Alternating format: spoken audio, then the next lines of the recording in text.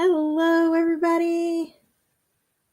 Welcome, and welcome back. We've got Gareth on too with your vintage AutoCrit auto there. Got to bring it back.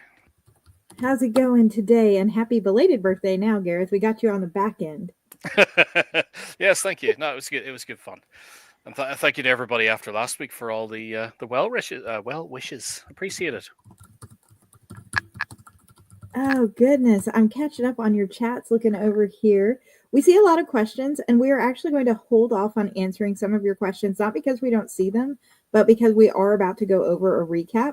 So a lot of these questions might be answered with that. And then if your question still is not answered, we have time built in at the end to answer those questions. But if you're just tuning in for the first time and you're wondering why we're here, Gareth, do you want to fill everybody in and bring them up to speed on what the AutoCrit free Destination Unknown writing challenge is?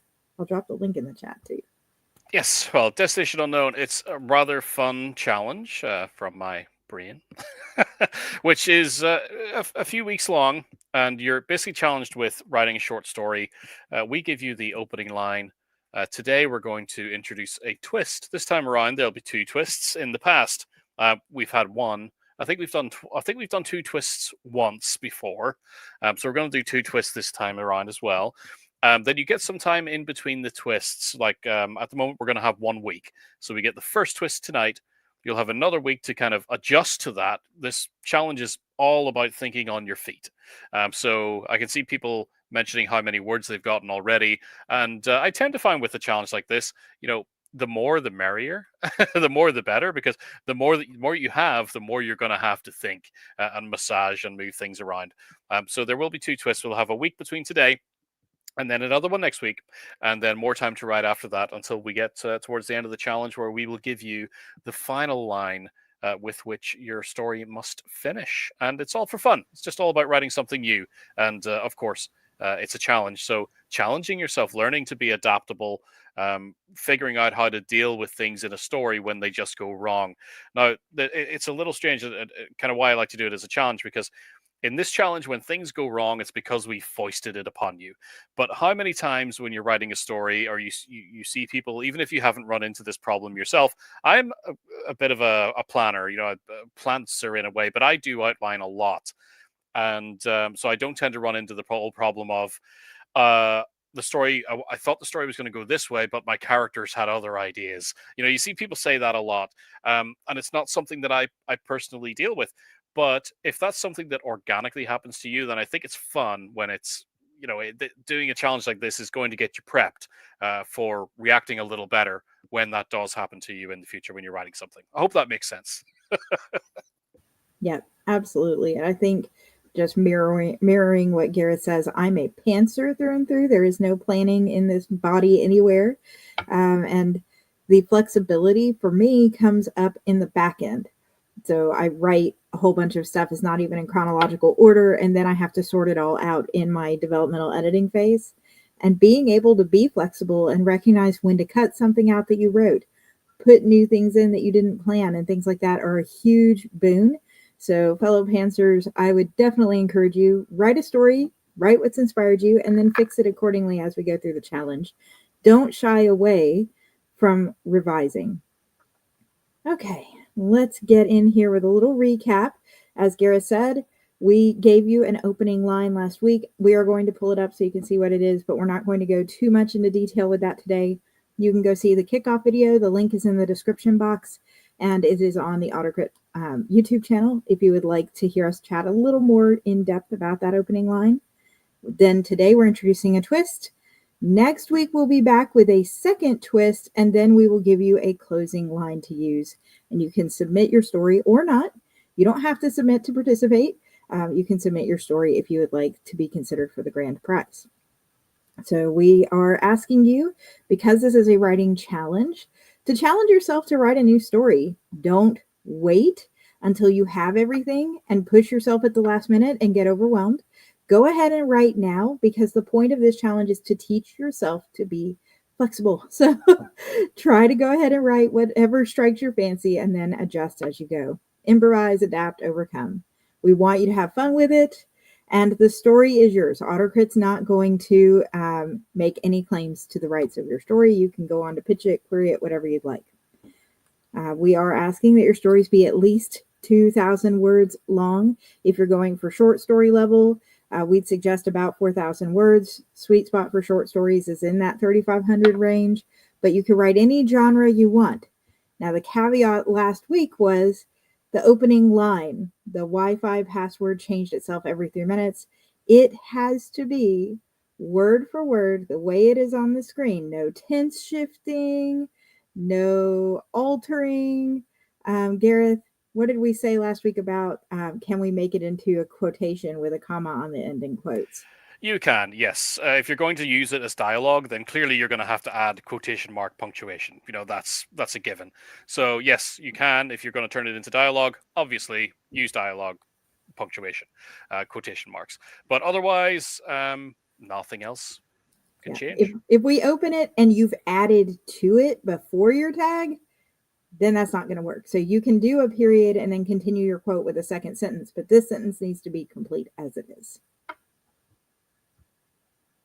All right, here's our first twist. Gareth, I'm going to let you take it away. First twist of everything that's going on in your story. The story itself, in its totality, must include a major character who never speaks aloud. I think this is a pretty funny one. I'm kind of coming up with this. What was in my head was taking the sort of Jack Reacher approach to its extreme. You find a lot of Reacher, Lee Child readers who like that series. There is the running motif of Reacher said nothing. And he's just doesn't respond. He's the quiet, brooding guy, but there's a lot going on there. And I thought, well, what if we do that with a major character in this story who never speaks? And it's also something that I've done in a few projects, notably a few years ago in a graphic novel project, which was always fun for me to work with. There was a character there who was kind of the main sidekick, of the main character who never spoke. All he did was stare at him, or was again the strong silent type who just took care of business when it needed to be taken care of. He did speak later on, but it was kind of that was kind of the joke of the whole thing. It got to the point where when he did speak, it was to admonish the main guy for being stupid. And yeah, get a bit of Silent Bob. See Leslie mentioning that. So this one again, it is open enough that I think it shouldn't be too punishing for most, but will also give you a fun kind of playground, to play in with the story.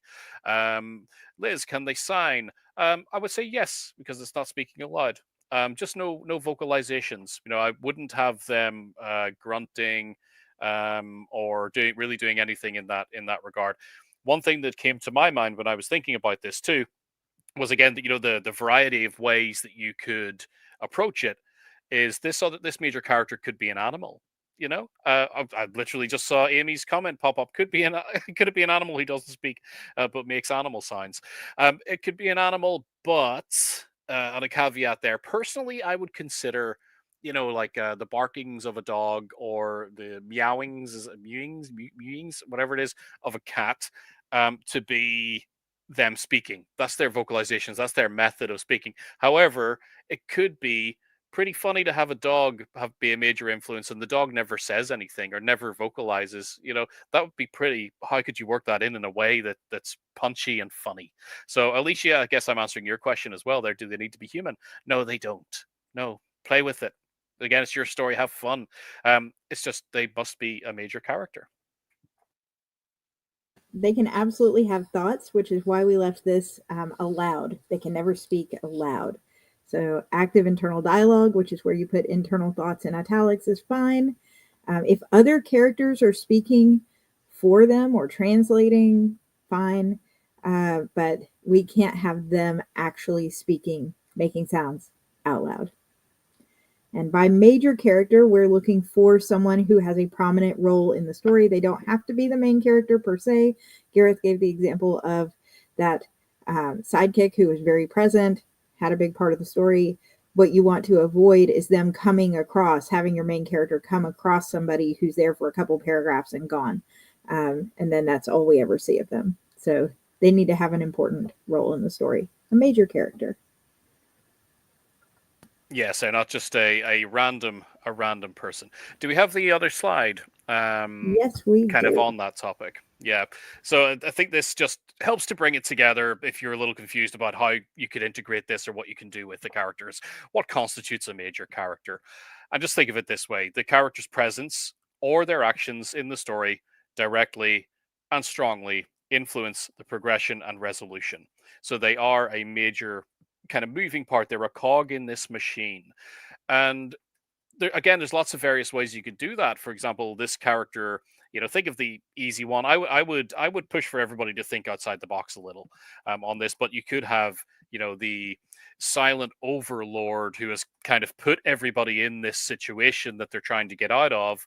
Of course, that person then has directly and strongly affected the events of this story. So that could be an option. But again, that's going to be a rather obvious, if not cliche, one.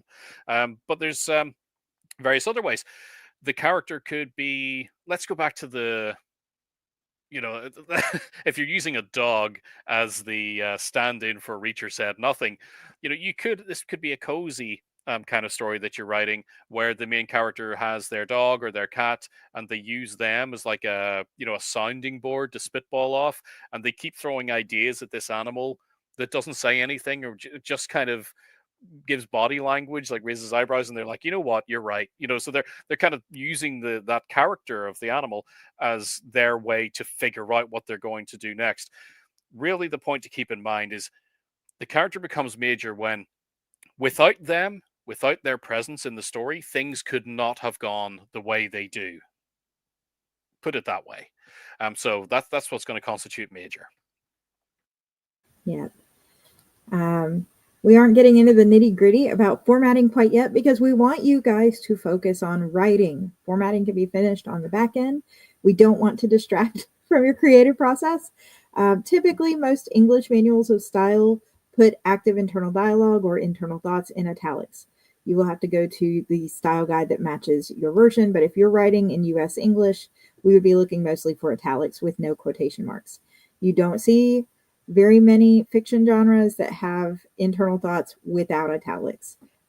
Gareth, I'm going to let you speak a little bit to the UK version there if you want to, but that's what Yeah. I'll be looking for is italics. I would agree. Yeah, pretty standard these days. If you're just going to have a direct internal dialogue, it's just going to be italicized. So I would run with that. And if their mouth is a computer or technology, that does count as their mouth, and that does count as them speaking aloud. So if they have a cyborg mouth and they're talking, we're still going to consider that the main character or the character is talking. Great question. You guys think of so many cool things. That could be, yeah. I suppose you could rewrite the command as never verbally expresses themselves. You put it that way. Sandrine, the major character can be the main character too, I presume. Yes, absolutely. Mm-hmm. So I'm going to remind everybody of the timeline. We're not going to make this a super long live just because we want you to be able to get to writing with your new twist and adjusting your story.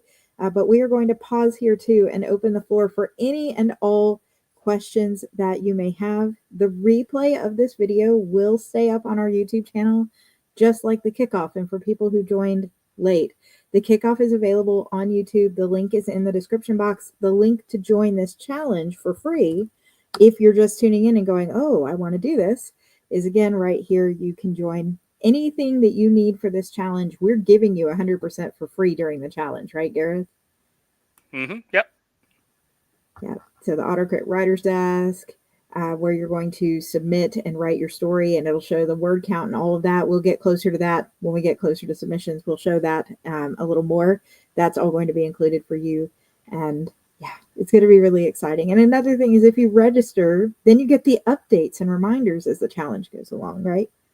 Yes, and I would say one thing as well, not to spoil too much, but the tools of the writer's desk, they'll become a lot more useful with next week's twist as well. We're going to get mixing things up even further.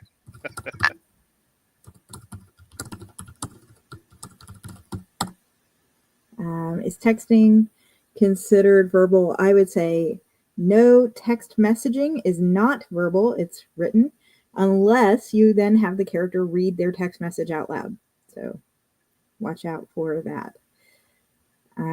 Correct, and that could be an interesting take as well if you were thinking of it that way, of the form of the story, because it's always fun with shorts too to play with form. Your story could actually be in the form of a chain of text messages or a chain of emails.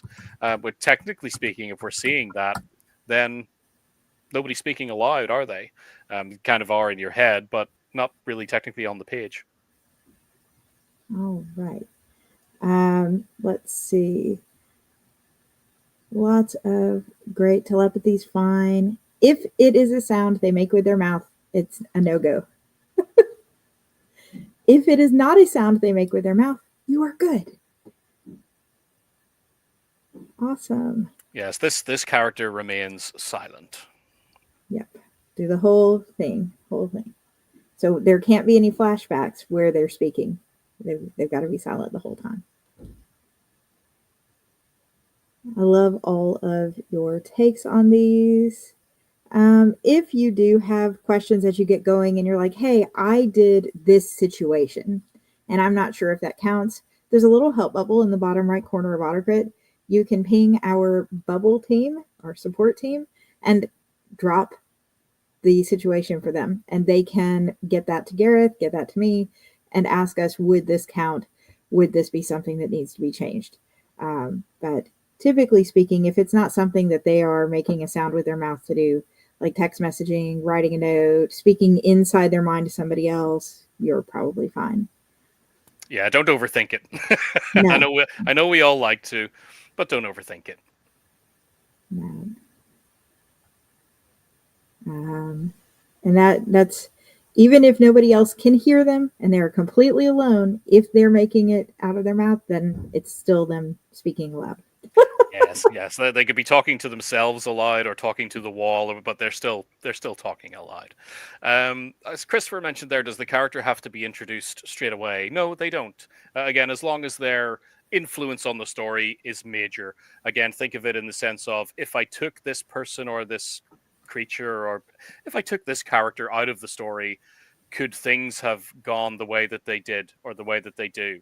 If the answer to that question is yes, then they're not major enough. They're not having enough influence on the kind of cause and effect within the confines of the story itself.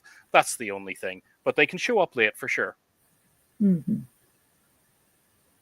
Got a lot of good feedback. Some people already have this working for your story. That's great.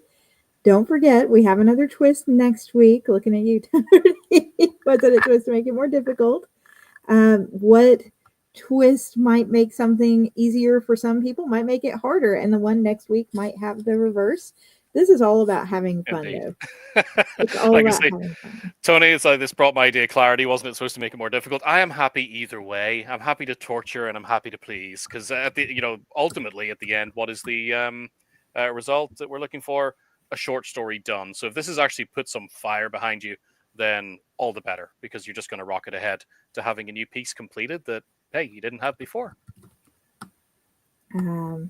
Oh, Tim, it's absolutely destroys yours. Tim's the other side of the coin. Sorry, Tim. Hang in there, Tim. Got lots of great feedback here. So we are not going to hold you much longer. Gareth, do you have any parting thoughts, advice to pass on before we sign off? No, crack on. I can see a comment there. It feels like we're characters in your novels. The more pain you put us through, the more interesting we are. It's true. Diamonds are forged under pressure, as they say. It's something as cliche as that. So no, crack on. Get to work. If you need to think more and think harder, then get the thinking cap on and get doing so. If you're ready to rock, then keep on rocking, and we'll see you next week for another wrench in the works. All right, everybody. Take care. Good luck. Bye bye. Bye.